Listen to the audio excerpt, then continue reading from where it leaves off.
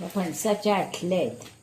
या आपण आठल्या सोलून त्याच्यापासून छान अशी भाजी करणार आहोत. यामध्ये विविध प्रकारची भाजी करता येते. काचऱ्या होतात, रसभाजी होते, कांदा घालून होते, उपासाची होते, अशा 2-4 प्रकारच्या भाज्या होतात. अशा मी या आठल्या कापून घेते. बघा, एक तर दगडाने फोडायच्या किंवा अशा कापून घ्यायच्या. पण आत्ता या अशा व्यवस्थित कापल्या जात आहेत सुकलेल्या असल्यामुळे. आणि या अशा सोलायच्या. हे बघा, अशा सोलून घ्यायच्या आणि त्याची भाजी करायची. आता मी काय करते, पहिल्यांदा या सगळ्या आठला सगळ्या म्हणजे मला हव्या असतील तेवढ्या मी घेऊन त्या अशा चिरते आणि सोलून घेते. मग तुम्हाला पुढची कृती भाजीची दाखवते. या आठल्या टिकवण्यासाठी बरेच प्रकार करावे लागतात. पूर्वी तर म्हणजे खेडेगावातून या आठला टिकवण्यासाठी त्याला माती लावली जायची.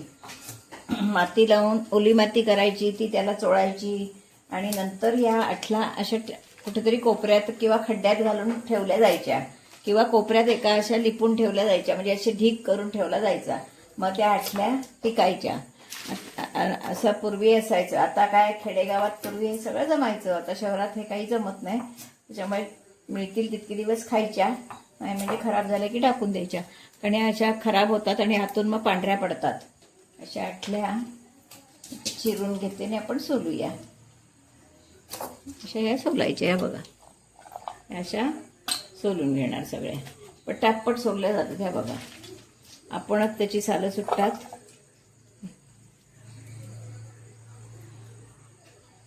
जर ओल्या असतील तर त्या सोलायला कठीण जातात. या अशा सुक्या असल्या की सोलायला सोपं जातं. हा बघा, अशा सोलून घेणार होता. या बघा, या अशा आठल्या पण छानपैकी सोलून घेतलेल्या आहेत. आता या मी धुणार आहे आणि मीठ घालून उकडवून घेणार आहे आणि मग तुम्हाला पुढची कृती दाखवणार आहे. या आठल्यांची सालं आहेत. अशा थोड्या सुकलेल्या असल्या की आठल्या सोलायला सोप्या जातात, चिरायला पण येतात व्यवस्थित आणि सोलायलाही सोप्या जातात. हे बघा, कुठे असली तर अशी काढून घ्यायची. फक्त या टिकत नाहीत, त्याच्यामुळे आत्ता भराभर काय ते करून घ्यायचं. या आठल्या चांगल्या शिजवून घेतल्या आहेत कुकरला. हे बघा, छान शिजले, मस्त शिजले आहेत. तर आपण इकडे 2 चमचे तेल तापत ठेवलंय. आपण नेहमीप्रमाणे फोडणी करूया.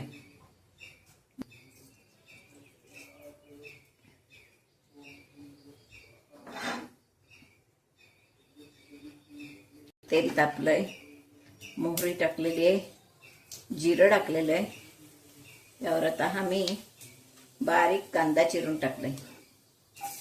मोठा एक कांदा घेतलेला आहे, मी वाटीभर कांदा घेतलेला आहे. कांदा ह्याच्यात आवश्यक आहे असं नाही, आवडत असेल तर घालायचं. बिना कांद्याची सुद्धा भाजी होते, पण जरा ग्रेव्ही होते या दृष्टीने मी कांदा घातलेला आहे.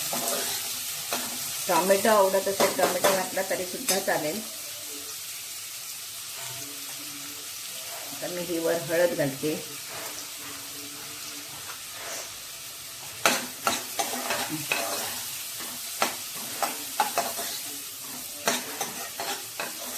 चांगला कांदा आपण वाफवून घेऊया.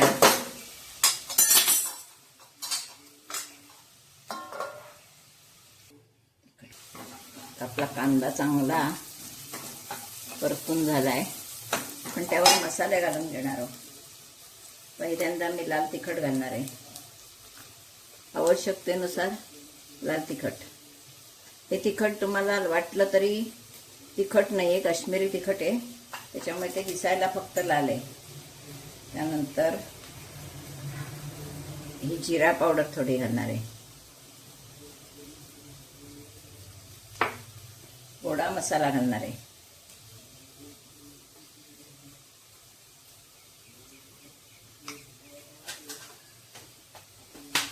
चवीप्रमाणे मीठ, कांद्यापुरेसच मीठ घालणार आहे, कारण आठल्यात मी मीठ घातलेलं आहे, त्याच्यामुळे मी थोडंसं मीठ घालणार आहे कांद्यापुरेसं. आठला शिजवताना मी मीठ घातलंय.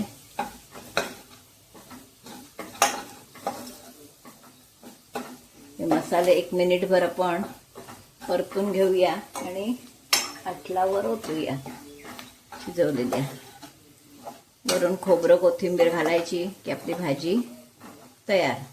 गूळ आवश्यक असेल तर गूळ थोडा घातला तरी चालतो, गूळ चांगला लागतो. एक अगदी थोडा गूळ घालणार आहे मी. तरीही कांदा न घालता नुसती गुळाची सुद्धा भाजी करतात, गूळ तिखट मीठ घालून. मी थोडा कांदा घातलाय. अगदी चवीला थेंबर गूळ.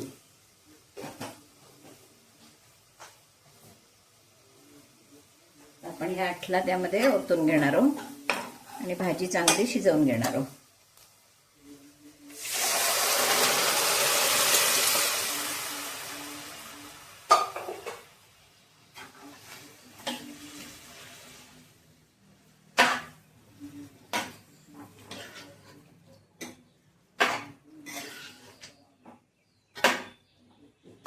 आपण याच्यात खोबरं घालणार आहोत.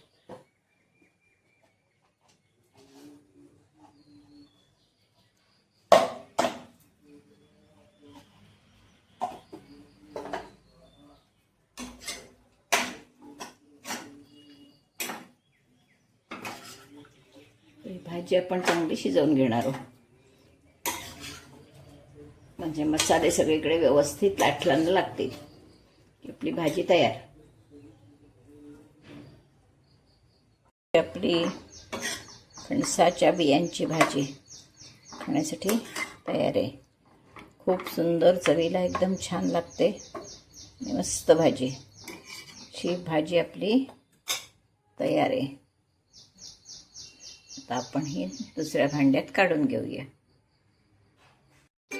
अशी ही आपली आठल्यांची भाजी खाण्यासाठी तयार आहे. आता ही भाजी मी कशी केली याचा व्हिडिओ तुम्ही पहिल्यापासून शेवटपर्यंत बघा.